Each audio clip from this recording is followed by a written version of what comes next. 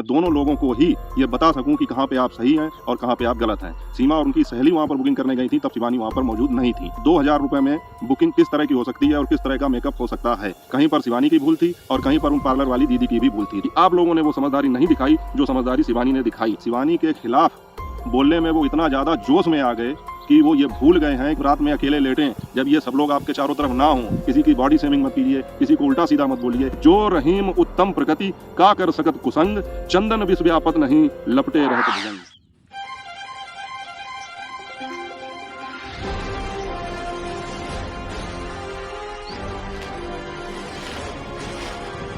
आदर आदाब अभिनंदन आभार नमस्कार नमस्कार नमस्कार देवियों सज्जनों, स्वागत है आपका ज्ञान मान और सम्मान के मेरे इस ब्लॉग में।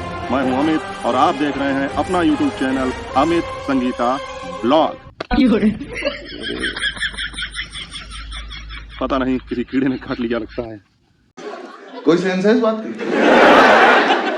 ऐसा मत करो मेरी जान, लाइफ में कुछ अच्छा करो यार।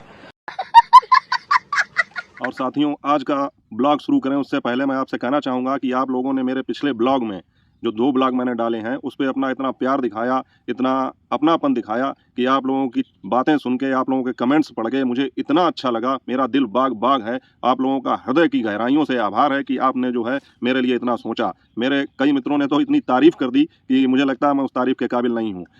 बात तो सही है। किसी ने कहा कि आपको तो सावधान इंडिया और क्राइम पेट्रोल में होना चाहिए। किसी ने कहा कि मैं दुआ करता हूं कि आप बहुत आगे जाएं। किसी ने कहा कि आपके ब्लॉग मुझे इतने अच्छे लगते हैं कि मुझे लगता है कि आपको इनाम देना चाहिए। तो इन सब प्रेरणा भरे कमेंटों के लिए और इतना प्यार दिखाने के लिए आप लोगों का बहुत बहुत आभार। मेरे लिए इनाम यही है कि आप लोग इसी तरह अच्छे अच्छे कमेंट करते रहें, अच्छी अच्छी बातें करते रहें और मुझे सपोर्ट करते रहें। एक कलाकार को, एक यूट्यूबर को या एक सोशल मीडिया पर आए हुए किसी भी व्यक्ति को और क्या चाहिए कि उसके चाहने वाले उसकी तारीफ करें, उसके लिए तालियां बजाएं, उसको प्रोत्साहन देने वाले शब्द कहें, बातें कहें। तो इसके लिए आप लोगों का बहुत बहुत आभार। मित्रों, वीडियो में आगे बढ़ने से पहले मैं आपसे कहना चाहूँगा कि अगर आपको मेरे ये ब्लॉग पसंद आ रहे हैं, आपको अच्छे लग रहे हैं, तो कृपया इसको लाइक कर दें, कमेंट करें और अच्छा लगे तो शेयर भी कर दें और चैनल पर नए हों तो इसको सब्सक्राइब भी कर लें। चलिए शुरू करते हैं आज का ब्लॉग।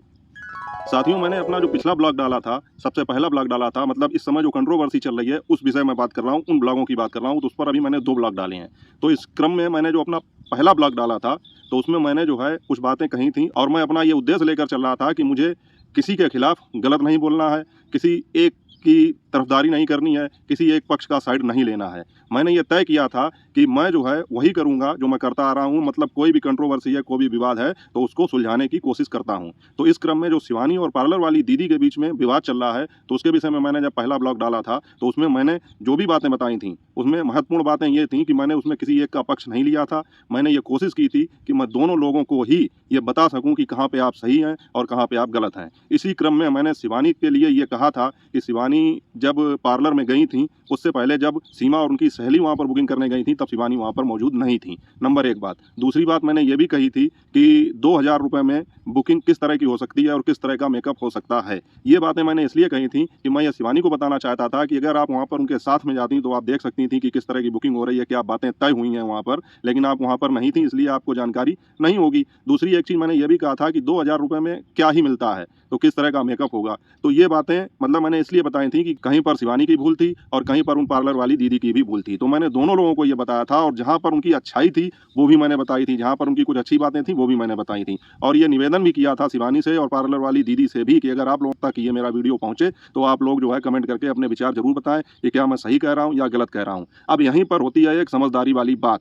मतलब अगर कोई समझदार इंसान है तो वो चीज़ों को उस हिसाब से लेता है। और यहाँ पर मैं शिवानी की तारीफ करना चाहूँगा कि अगर चाहती तो वो इस बात का बुरा भी मान सकती थी कि मैंने उनकी कोई भूल उन्हें बताई, लेकिन उन्होंने उसको पॉजिटिव तरीके से लिया। उन्होंने स्वीकार किया कि जहाँ पर उनकी भूल थी उन्होंने उसको माना, जहाँ पर वो सही थी उन्होंने उसको भी माना। ये होता है एक परिपूर्ण परिपक्व जो मनुष्य होता है, समझदार मनुष्य होता है, उसकी ये एक पहचान है। और इसका सबूत है मेरे पास, मैं आप लोगों को दिखा दूंगा, स्क्रीनशॉट लगाकर भी दिखा दूंगा कि शिवानी ने मेरा ये पूरा वीडियो देखा और उसके बाद में मुझे रिप्लाई भी किया, मुझे थैंक्स भी कहा। मुझे इस बात की बहुत खुशी है कि मैं जिस उद्देश्य के लिए वीडियो बना रहा था वो उद्देश्य मेरा सफल हुआ।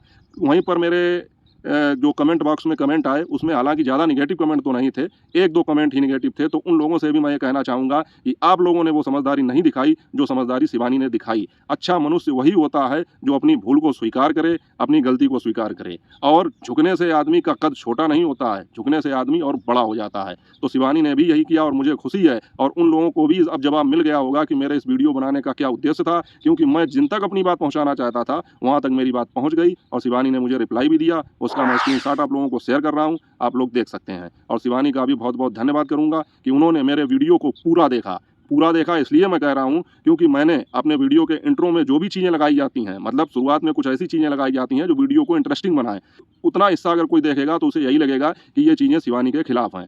इसलिए मेरे वीडियो को समझने के लिए मुझे लगता है कि उसको पूरा देखना बहुत ज़रूरी था, और शिवानी ने बाकायदा 10-12 मिनट का समय निकाला मेरे लिए। इसके लिए मैं उनको धन्यवाद करना चाहता हूं कि उन्होंने मेरा एक तरीके से मान रखा, मेरी बात का जो है सम्मान रखा। वहीं साथियों, मेरे दूसरे ब्लॉग में मैंने ये अपील की थी, पार्लर वाली दीदी से भी ये कहा था कि अगर आप तक ये वीडियो पहुंचे तो आप भी समझदारी दिखाएं, आप ये सोचें कि किसमें आपका हित है, किसमें आपका अहित है। और मुझे इस बात की भी खुशी है कि मेरा ये वीडियो उन तक भी पहुंचा, और वहां पर पार्लर वाली दीदी ने तो नहीं, लेकिन उनके साथ में जो राखी जी थी उन्होंने मुझे कमेंट किया और कहा कि आपका बहुत बहुत धन्यवाद कि आपने किसी गरीब के बारे में सोचा। मैं उसका भी स्क्रीनशॉट आप लोगों को शेयर कर दूंगा। तो कहने का मतलब ये है कि मैं जिस उद्देश्य के लिए वीडियो बना रहा था वो उद्देश्य मेरा सफल हुआ, दोनों लोगों के पास में मेरी वीडियो पहुंची। मेरे कई साथियों ने मुझसे ये भी कहा कि आप ये कह रहे थे कि अगर मैं इस मामले में होता तो ये बात ना होती, आप तो यहाँ बैठे हैं, आप वहाँ जाकर बात करिए तब तो कोई बात है। तो मैंने उनसे कहा कि सोशल मीडिया ये एक ऐसा प्लेटफॉर्म है कि आप अपने घर बैठे ही दुनिया में किसी से भी कांटेक्ट कर सकते हैं। अच्छा। और उसका सबसे बड़ा उदाहरण यही है कि मेरी बात शिवानी तक भी गई, मेरी आवाज़ पार्लर वाली दीदी तक भी गई, तभी तुम लोगों ने कमेंट किया। और मुझसे कई साथियों ने यह भी कहा कि आप पार्लर वाली दीदी के पास चले जाइए, तो मैं वहाँ पर नहीं गया।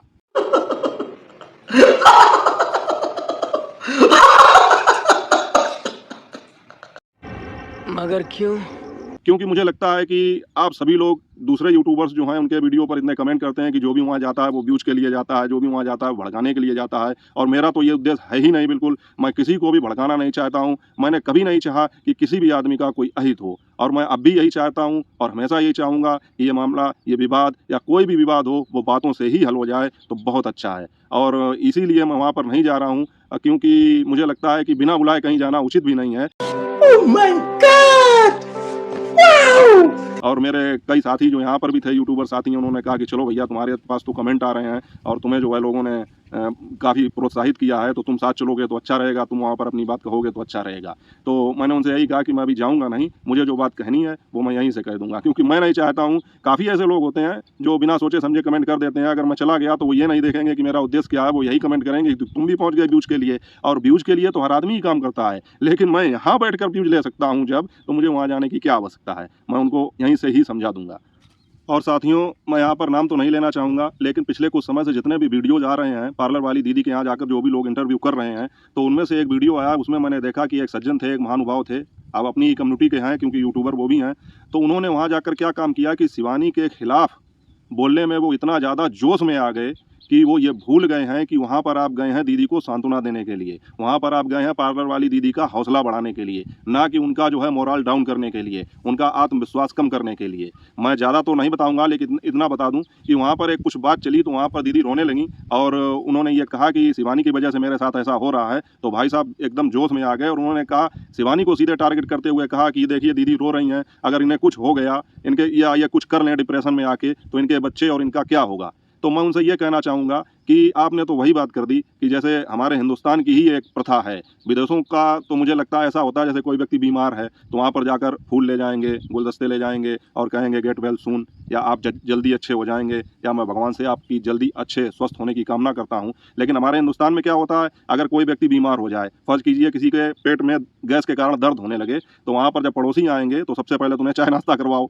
वो तो जाहिर सी बात है, और फल जो लेकर आएंगे तो मरीज कम खाएगा, अपना पहले खा जाएंगे, ठीक है। और उसके बाद क्या कहेंगे, हमारे चाचा के भी पेट में एक बार ऐसा ही हुआ था तो उनको डॉक्टर ने कैंसर बता दिया और वो बेचारे महीने 2 महीने बाद निकल लिए। मतलब वो मरीज तो बेचारा जो है खुद ही डिप्रेशन में है, परेशान है, तो उसके पेट में दर्द हो रहा है, और ये वहाँ पर सांत्वना देने की बजाय वहाँ पर जो है जाके ऐसी बातें करेंगे कि उसको ये लगने लगेगा कि भैया अब मैं सही नहीं हो पाऊंगा, मैं तो गया काम से। तो मतलब कहने का ये है कि हमारे यहाँ की ये प्रथा है, और उसी रीत को फॉलो करते हुए, उसी रिवाज को फॉलो करते हुए ये भाई साहब वहाँ पर ये कह रहे थे कि दीदी डिप्रेशन में अगर कुछ कर लें तो इसकी जिम्मेदार शिवानी होगी। तो कहने का मतलब ये है, आप वहाँ पर सांत्वना देने गए थे उनको, आप इस तरह के अगर डिप्रेशन की बातें उनके दिमाग में आ रही थी तो आपको ये कहना चाहिए था कि दीदी आप परेशान ना हो, ये सब बातें सुलझ जाएंगी। अरे ये तो छोटी मोटी बातें बिजनेस में चलती रहती हैं, आपको ऐसा नहीं सोचना चाहिए। आपको नए सिरे से नई ताकत और नए जज्बे के साथ अपना बिजनेस शुरू करना चाहिए, लोगों को अपनी बात बतानी चाहिए। और आप कहाँ ये फालतू की बातें कर रही हैं। और वो उनको और हौसला इस बात का दे रहे थे कहीं ये कुछ करना ले, मतलब अगर उनके दिमाग में ना भी चल रहा हो, बल्कि उनकी इस बात के बाद में ही पार्लर वाली दीदी ने कहा कि हाँ मैं कुछ कर लूंगी।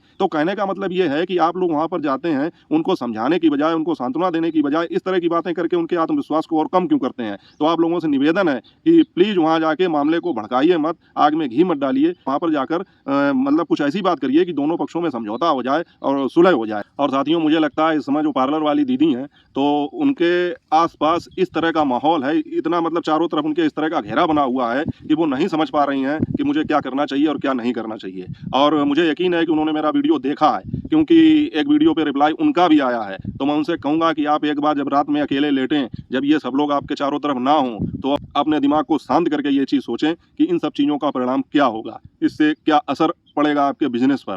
क्योंकि शिवानी को टारगेट करने से कुछ नहीं होगा। शिवानी के लिए आपने आपके मन में जो भड़ास थी आपने निकाल ली, और शिवानी को भी जो कहना था उन्होंने भी कह लिया, बात बराबर हो गई। तो उन चीज़ों को दिल से मत लगाइए, ये सब चीज़ें दिमाग से निकाल दीजिए। शिवानी एक बहुत अच्छी लड़की है, क्योंकि देखो कमियां हर इंसान में होती हैं, इंसान गलतियों का पुतला है कहा जाता है। क्योंकि अगर इंसान गलतियां नहीं करेगा तो वो भगवान बन जाएगा, और भगवान बनना इतना आसान नहीं है।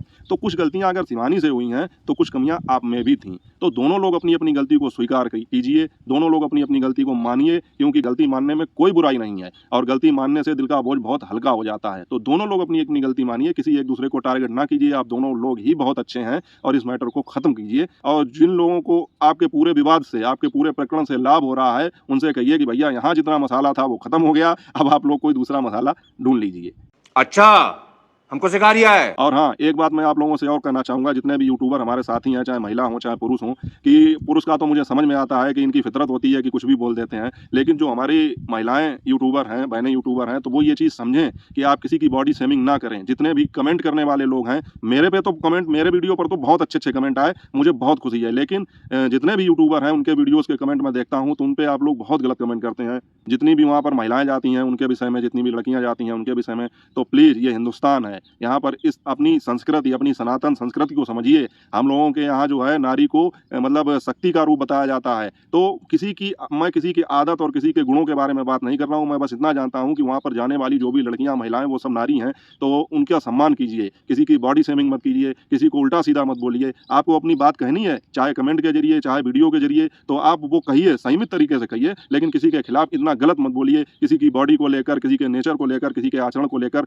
उल्टे सीधे कमेंट ना करिए, उल्टे सीधे वीडियो ना बनाइए। मैं उन बहनों से भी कहना चाहूँगा जो यूट्यूब पर काम करती हैं, जो शिवानी के पक्ष में है, तो वो पार्लर वाली दीदी को बहुत उल्टा सीधा बोल रही हैं, मतलब इतना गलत नहीं बोलना चाहिए। देखिए, आदमी कितना भी कहे कि मैं कमेंटों पर ध्यान नहीं दूंगा या कमेंटों पर ध्यान नहीं देना चाहिए, लेकिन एक बार जो कमेंट आंखों के सामने आ जाता है गलत, तो वो दिमाग से निकलता नहीं है।